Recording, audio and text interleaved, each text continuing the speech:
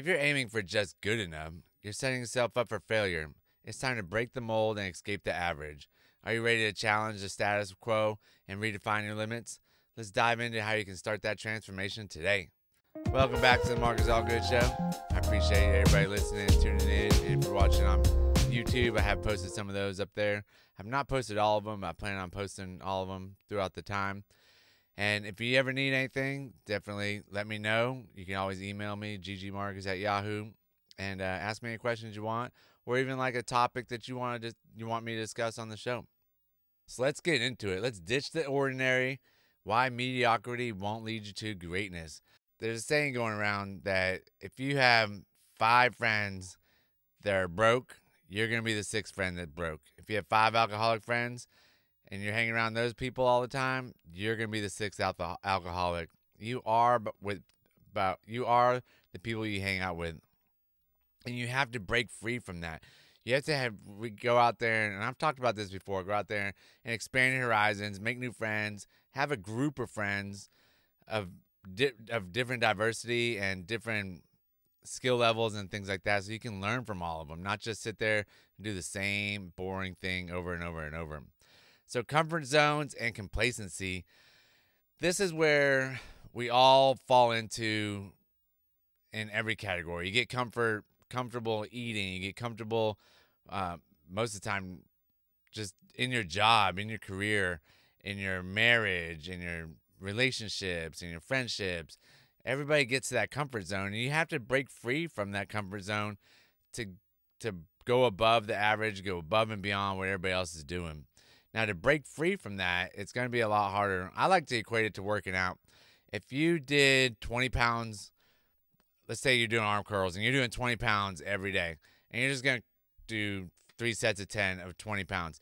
That first day, that first week, it's probably going to be pretty heavy. And then, especially if you've never worked out before. And then the next week, it's going to feel a little lighter. The next week, it's going to get lighter and lighter and lighter and lighter. Next thing you know, that 3 sets of 10 is not really doing you much. So now you're in the comfort zone of that working out, of just doing those 3 sets of 10, and it's not giving you any benefit from it. You are moving, but you're not straining the muscle, you're not ripping the muscle, you're not building that muscle anymore at that point, doing 3 sets of 10. You have to jump out of that comfort zone, increase the weight, increase the reps, increase how many sets you're doing, all sorts of different ways to jump out of that comfort zone to stimulate that bicep again. And that's kind of like where we're at in a bunch of our relationships and marriages and things like that, and especially your job. Do you ever leave? This is a good one. I do it every once in a while, and I know other people do it. Do you ever leave work and you want to say, I'm going to stop by Walmart, and next thing you know, you leave work, bam, you're at home. You're like, man, how did I get here? Dang it, I wanted to stop at Walmart. So you have to leave the house again, got to turn the car around and go back to Walmart and then come back home. You get into that comfort zone of just driving, and you don't even pay attention to what's going on around you. A lot of times you don't even remember what turns you took. You don't remember turning on your turn signal.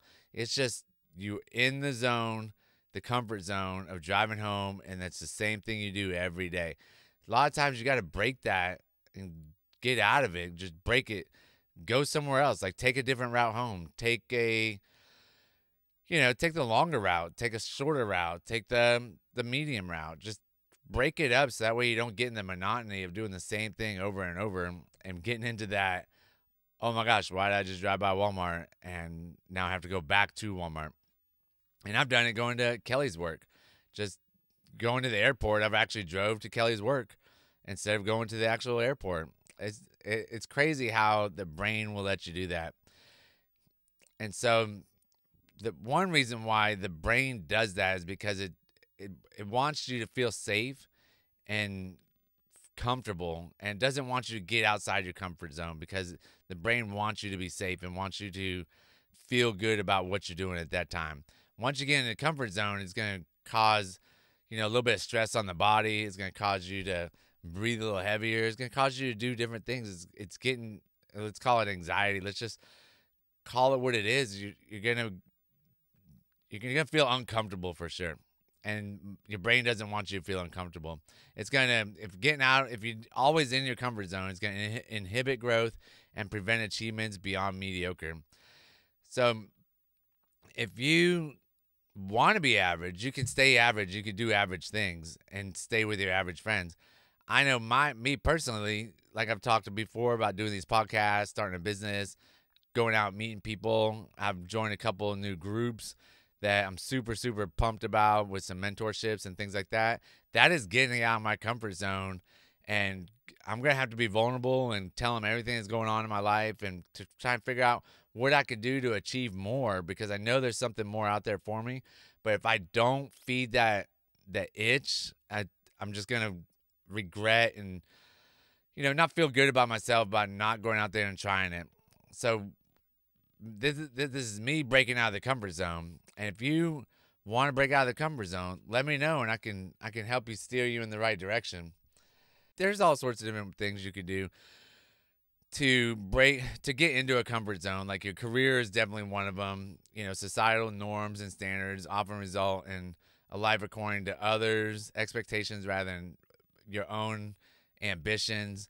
Like, what do you want in life? The danger of staying, like, living for somebody else is you're probably going to feel a bunch of regrets, and you're not going to know what you could have done in life. You're going to take to the grave what you were put on the earth for. And if you can't find that, that's the hardest thing to find out, like what your passion is or what God put you here for. I'm still trying to figure it out, and I'm hoping I'm on the right path. Some people find it in their 20s, some people find it in their 30s, 40s, 50s, 60s. And, it just depends on how hard you look for it. But if you never look for it, you're just going to be an average person going through the motions, living that rat race of the 9 to 5. And that's hard to get out of. Once you're in it, you got that safe, comfortable paycheck, no stress. The only thing you got to worry about is what time lunch break is. You're just punching the clock. You're just moving through it. I know that's not a life for me, and it's probably not a life for you if you're listening to this podcast. So let me know what y'all think, like where you're at, where you're stuck in life. A lot of times, the fear of missing out, or not even fear of missing out. A lot of times, the fear of taking the risk is what overwhelms us the most, and you have to sometimes just jump, like Steve Harvey says, just take a jump and see what happens. The fear is a made-up thing in your head. A lot of times you're going to say, well, I got bills to pay. I have a car payment. I have a house. I have kids. I have this. I have that. But you're always going to make an excuse until you finally get over the fear just to take the jump and make it. The hardest part about going above and beyond and breaking out of the average comfort zone is getting over the fear. It's the mental fight to get over that fear. And once you do, it's amazing on the other side. Yeah, it's scary, but it's still a lot of fun, and it's definitely better than sitting there in a cubicle punching that 9 to 5, waiting for 5 o'clock, and then going drinking on the weekends. You get 2 weeks. They give you 2 weeks paid vacation for the whole year, where if you take the jump and you get out of the average, you could probably take a lot more than that while still running your business from wherever you're at. But you have to take the jump to be able to get past that. So let's talk about some actionable steps to getting over being mediocre and being average. You got to set some ambitious goals. You got to set the goals to stretch your capabilities, push beyond your comfort zones. And, I've talked about the SMART goals. They're specific, measurable, achievable, relevant, and time-bound. But definitely set some smaller ones that aren't astronomical that you can reach. That way you don't have to try and hit these giant goals and lose the motivation while you're doing it. You want to hit those small ones too. You want to cultivate a growth mindset. And that's really hard coming from a lot of the lifestyles that we grew up in, coming from our parents saying, money doesn't grow on trees. You got to finish your plate because, the kids in Africa are starving. All those bad things that our parents used to say to us, and we still say them to ourselves. You got to get out of it. There's always going to be more money to make. You can always, you can find another job. You could do different things. If you jump and it doesn't work out, you can always fall back to something else. The growth mindset is really valuable and values embraces challenges and views failure as opportunities to learn and grow. Instead of thinking as a setback, think about, like I just said, as an opportunity to learn and grow. You got to embrace risk. A lot of times you have to, take calculated risk. You have to outweigh the goods and the bads.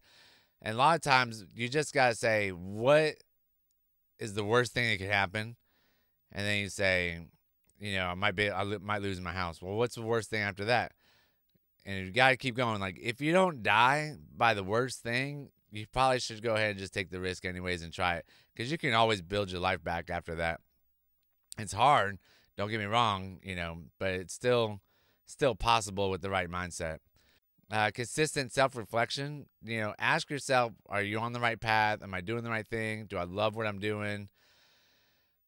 Are my friends around me, are we talking about growing businesses, or are we just talking about getting drunk on the weekends? Are we talking about getting stoned every night, getting high, doing different things like that? Or are you talking about making money, starting 401ks, saving money, building businesses, going on vacations, and things like that? Like, where are you at in your life, and what are they doing with their life, with the people around you? What are they doing?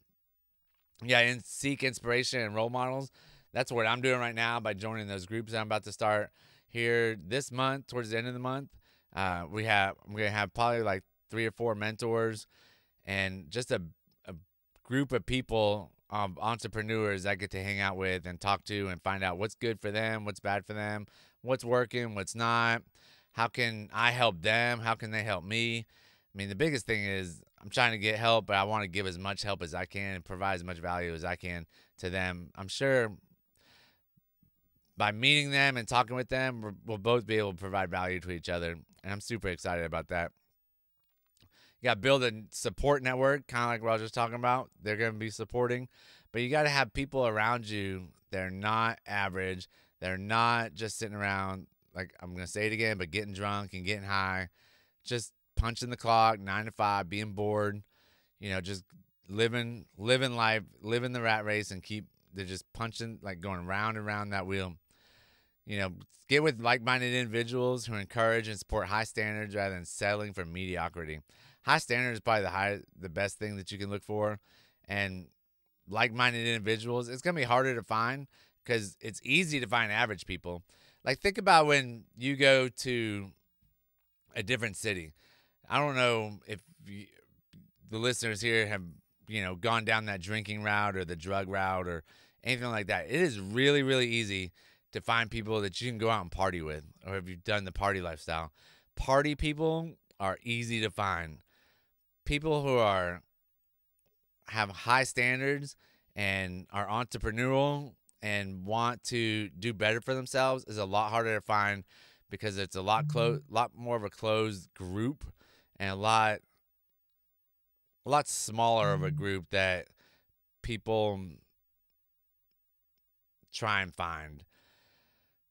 The group is harder to find for that people. A lot of times, because their time is so valuable to them, where the party people, their time's not valuable. They're just waiting for the next party, and they're ready to go do what they got to do to get to the next party or make some money to go party. Where my time is super valuable, other entrepreneurs' time is very valuable. And to take time, for them to take time out of their day to try and teach you is a lot of times really hard. But if you can like work next to them or hang out with them or go to these meetings, get invited to these meetings, but you have to go out there and search for it. It's not going to come to you like some party people. Party people will find you on the side of the street or in a grocery store, man. Like, hey, man, you want to party? You'd be like, yeah. And the next thing you go, you walk up to somebody, hey, you want to talk about some business? In a grocery store, a lot of times people are just going to like walk away or just think you're crazy and run. But that's what I got for today. Go out there. Don't be average. Seek help to find above average people. Seek help to find like-minded people of what you want to do. And let me know if I can do anything for you. And I'm here to provide as much value as I can. Smash the like button. smash the button to rate us, and then share it if you got any value out of this. And I really appreciate it. Thanks a lot. Bye.